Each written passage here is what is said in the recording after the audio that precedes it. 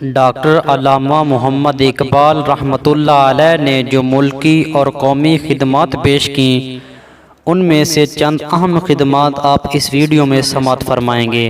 تو آئیے آج کی اس ویڈیو کو شروع کرتے ہیں۔ ملک کے خاص کر پنجاب میں ایک ایسا دریدہ دہن طبقہ پیدا ہو گیا تھا جو مذہبی پیشواؤں اور بزرگوں کی ذات پر نہایت کمینے حملے کیا کرتا تھا۔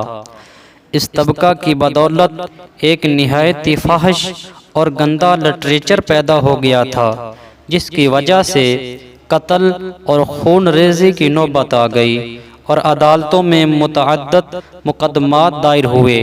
اس بنا پر ڈاکٹر علامہ محمد اقبال نے کونسل میں یہ تحریک پیش کی کہ گورنر جنرل با اجلاس کونسل سفارش کی جائے کہ بانیان مذاہب پر توہین امیز، شر انگیز اور کمینہ جملوں کی اشاعت کا سدباب کرنے کے لیے ایک ریگولیشن نافذ کیا جائے۔ چنانچہ 1927 میں یہ قانون پاس ہو کر نافذ ہو گیا۔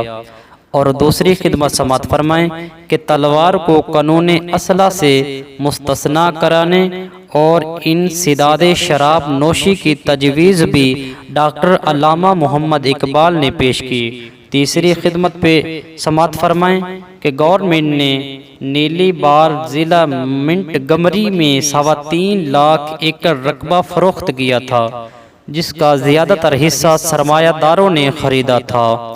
اس کے متعلق ڈاکٹر علامہ محمد اقبال نے یہ تحریک کی کہ اس کا نصف حصہ کسانوں کے لیے جو اپنے ہاتھ سے کھیتی باڑی کرتے ہیں ان کو دیا جائے۔ تو سامعین، یہ تھی ڈاکٹر علامہ محمد اقبال کی چند اہم ملکی اور قومی خدمات جو آپ نے سماعت کی۔